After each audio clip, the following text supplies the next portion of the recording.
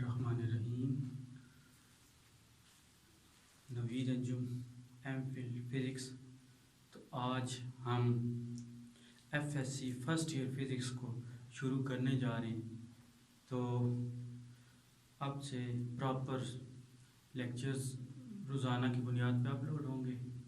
अगर आप लोगों को यूनिवर्सिटी लेवल का कोई भी टॉपिक आपको समझ नहीं आता तो काइंडली आप कमेंट सेक्शन में हमें बताएं, हम उस टॉपिक को बहुत जल्द अपलोड करेंगे। तो चलिए शुरू करते हैं first year physics chapter number 1 measurements. अच्छा, अब साइंस के मुताबिक कायनात जो वजूद में आती है उसका थोड़ा सा तज़किरा कर लेते हैं। साइंस कहती है कि सबसे पहले जो ये सारी कायनात थी ये एक आग का गोला थी। तो क्या होता है कि अचानक एक धमाका होता है और उससे क्या होता है कि वो गोला टूटता है और सारी अपनी अपनी सारी चीज़ें जो हैं वो अपनी अपनी जगह पे जाके मूव करना शुरू कर देती है। अब इस थ्योरी को साइंटिस्ट बिग बैंग थ्योरी का नाम देते हैं।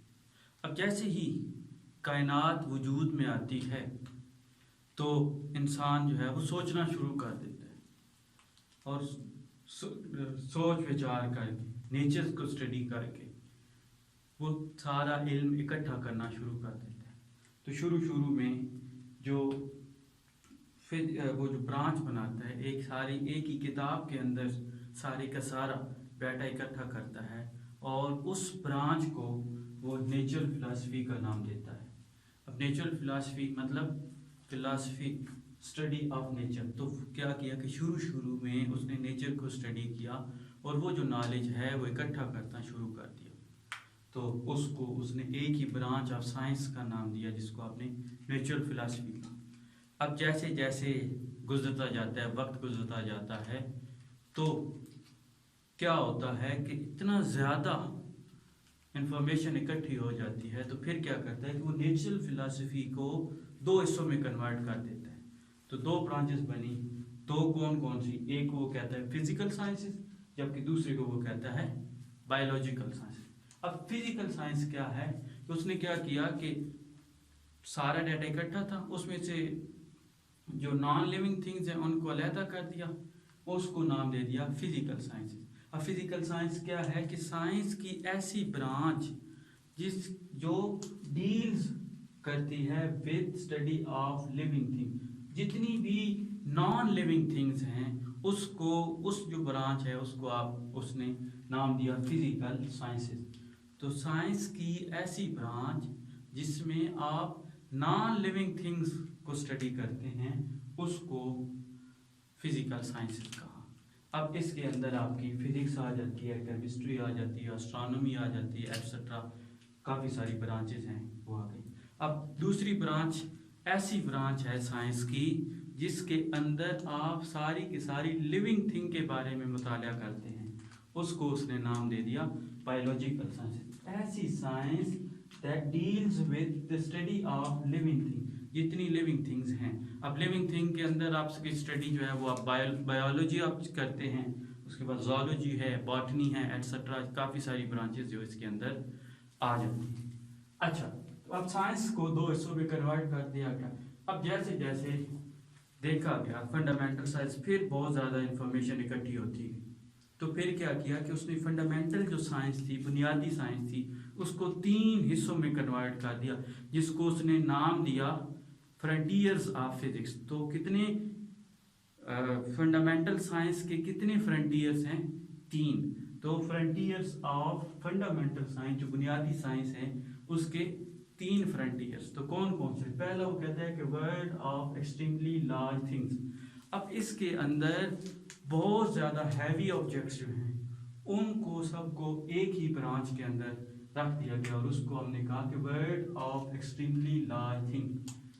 ठीक है, तो उसके अंदर आपकी यूनिवर्स आ जाती है, पूरी जो कायनात है वो सारे के सारा उसके अंदर आ जाता है। काफ़ी सारी चीज़ें इसके अंदर, गैलेक्सीज हैं वो इसी के अंदर आ जाएंगी। ठीक है, तो तीन फ्रंटियर्स हैं फंडामेंटल साइंस के, बुनियादी साइंस के, जिसमें से पहला नंबर है world of extremely large thing. अब इसके अंदर आपकी यूनिवर्स वगैरह आ जाती है, या उस साइज की जितने ऑब्जेक्ट हैं वो सारी की सारी इसके अंदर। जबकि दूसरा जो फ्रंटियर्स है world of extremely small thing, छोटी सी छोटी चीजें जो है उनको सबको इसके अंदर। अब इसकी छोटी सी छोटी चीजों के अंदर आपकी इलेक्ट्रॉन्स आ जाते हैं, प्रोटॉन्स आ जाते हैं, न्यूट्रॉन्स आ जाते हैं, क्वार्क्स आ जाते हैं, इसी तरीके से अप क्वार्क्स हैं, डाउन क्वार्क्स हैं, काफी सारी इसके अंदर बहुत सारी आ जाती हैं। ठीक हो गया। तो अब तीसरी है वर्ल्ड ऑफ कॉम्प्लेक्स मैटर। तो वर्ल्ड ऑफ कॉम्प्लेक्स मैटर, या आप इसको मिडल साइज ऑब्जेक्ट भी कहते हैं। अब मिडल साइज ऑब्जेक्ट के अंदर अगर हम बात करें तो इसमें काफी सारी वैरायटी आ जाती है। वो कहता है कि छोटी से छोटी इसके अंदर जो चीज आएगी वो होगी मॉलिक्यूल्स। तो मॉलिक्यूल छोटी से छोटी लेकर और बड़ी से बड़ी आपकी अर्थ आ जाएगी। तो मॉलिक्यूल से अर्थ के दरमियान जितनी भी सारी चीजें हैं वो सारी की सारी इसके अंदर आ जाती है। अब हमने ये पढ़ा कि जब फिजिकल साइंसेज है उसके अंदर आपकी फिजिक्स आ जाती है।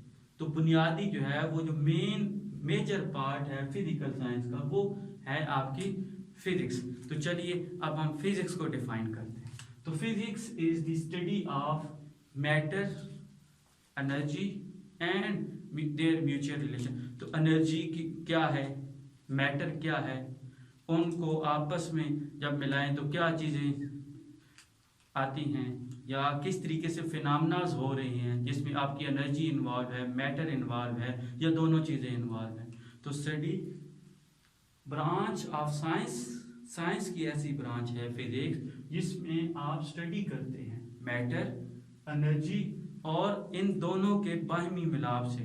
अब फिजिक्स की स्टडी के अंदर काफी सारी बेतहाशा चीजें आ जाती हैं। अब फिजिक्स की स्टडी में इन्वॉल्व होते हैं क्या, आप स्टडी करते हैं लॉज ऑफ मोशन, न्यूटन के लॉज, न्यूटन के first law, second law, third law, ये आप 9वीं 10वीं के अंदर आप पढ़ चुके हैं। तो ये सारा फिजिक्स के अंदर आप लॉज ऑफ मोशन की बात करते हैं, ऐसी सारी चीजों के बारे में पढ़ते हैं। Forces that holds material together. अब ऐसी सारी फोर्सेस जो मटेरियल स्क्वाड जो है वो इकट्ठा करके रखी हुई हैं, जिसके अंदर आपने वाटर वॉल फोर्सेस के बारे में बात की जो मटेरियल्स को इकट्ठा रखे हुए है। ठीक है, कूलम फोर्स है जो इलेक्ट्रॉन एटम को स्टेबल रखने के लिए, जो प्रोटॉन और न्यूट्रॉन के दरमियान फोर्सेस, न्यूक्लियर फोर्स है, स्ट्रॉन्ग न्यूक्लियर फोर्स है। तो ये सारी चीजें आप इसके अंदर, और बेतहाशा चीजें हैं जो आप फिजिक्स के अंदर आप स्टडी करते हैं। अब 19वीं सदी तक साइंटिस्ट ये मानते थे कि सारे का सारा जो इल्म है वो हमने इकट्ठा कर लिया है।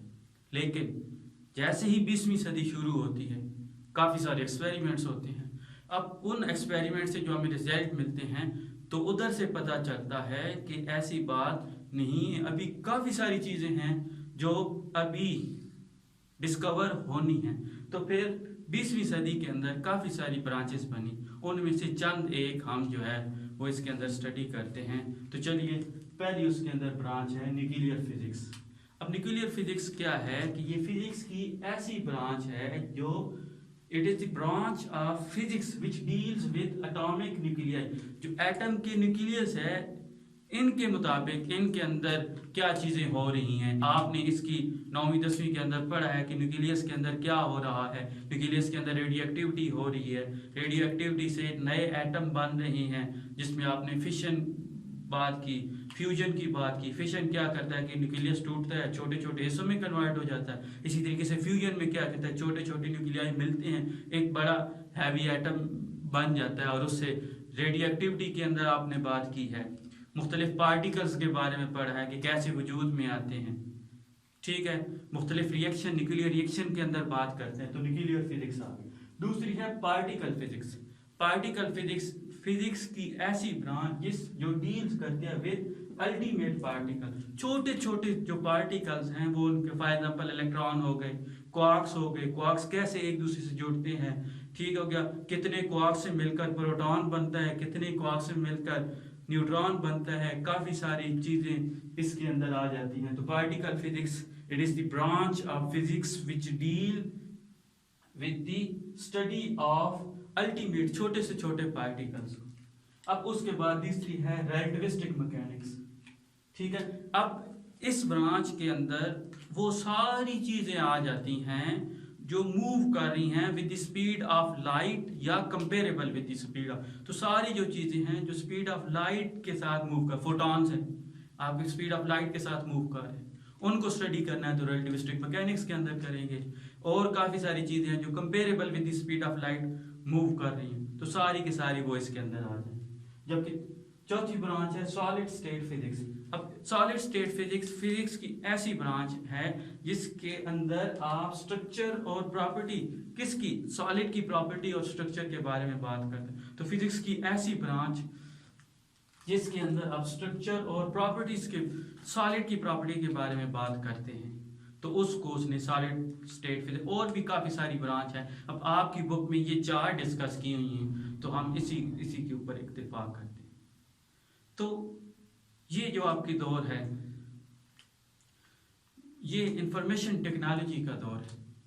अब इसने पूरी दुनिया को इकट्ठा कर दिया। अब फॉर एग्जांपल आप देखिए कि एक बंदा ऑस्ट्रेलिया में बैठा हुआ है, आप उससे लाइव कॉल कर सकते हैं, तो सारी इंसान की लुक को चेंज कर दिया है, पूरी दुनिया को इकट्ठा कर दिया है, एक ही पैराए के ऊपर रह के। अब ये जो दौर है वो इंफॉर्मेशन टेक्नोलॉजी का दौर है। ठीक है, तो अब इंफॉर्मेशन टेक्नोलॉजी जो है उसके अंदर आपका कंप्यूटर आ जाता है। अब कंप्यूटर जो है वो उसका जो बेसिक पार्ट है वो आपकी चिप है। अब चिप को मिला के आपने कंप्यूटर को डिजाइन किया। अब ये जो चिप है ये भी बेसिक नॉलेज जो है वो फिजिक्स का यूज कर रही है। अब अगर चिप को देखा जाए तो ये मिलके सिलिकॉन से मिलके बनती है। अब सिलिकॉन की अगर हम देखें तो वो जो है वो सैंड SiO2 के अंदर से हम हासिल करते हैं। तो सैंड जो है आपकी जो रेत है उसके अंदर से सिलिकॉन मिलता है, फिर उसी सिलिकॉन को बेसिक फिजिक्स को यूज करके हम चिप बनाते हैं और चिप से हमें कंप्यूटर वजूद में आता है। और वो इंफॉर्मेशन टेक्नोलॉजी का दौर है और उसकी मदद से आप पूरी दुनिया को इकट्ठा करते हैं। अब ये जो सैंड है उससे आपका कंप्यूटर डेवलप किया बेसिक फिजिक्स को यूज कर। अब ये हमारे ऊपर है, अब ये चीज हमारे ऊपर है कि आप एक रेत के जर्रे से आप रेत का टेला बनाएं या आप उससे कंप्यूटर डिजाइन करें और पूरी दुनिया को इकट्ठा कर लें। तो ये आपके ऊपर डिपेंड करता है। और दूसरा, फिजिक्स जो है वो सिर्फ और भी काफी सारी ब्रांचेस के साथ लिंक है। फॉर एग्जांपल आपको मेडिकल फिजिक्स, तो आपने बायोलॉजी के अंदर फिजिक्स का यूज करके इकट्ठा कर दिया तो उसको मेडिकल फिजिक्स का। ठीक है, बायोफिजिक्स है, काफी सारी ऐसी ब्रांचेस हैं। बायो फिजिकल केमिस्ट्री है, केमिस्ट्री के अंदर जब आप फिजिक्स को इन्वॉल्व करते हैं तो उसको अलहदा ब्रांच। तो ये काफी सारी ब्रांचेस हैं जो हम आहिस्ता आहिस्ता अब आगे स्टडी करेंगे। तो आज हमने सिंपल कायनात के वजूद को साइंसी बुनियाद की तरफ से डिस्कस करते हुए आहिस्ता आहिस्ता सारे नॉलेज को डिस्कस किया और उसके बाद फिजिक्स की बेसिक को डिस्कस किया। इंशाल्लाह नेक्स्ट लेक्चर में जल्दी हाजिर होंगे। तब तक के लिए अल्लाह हाफिज।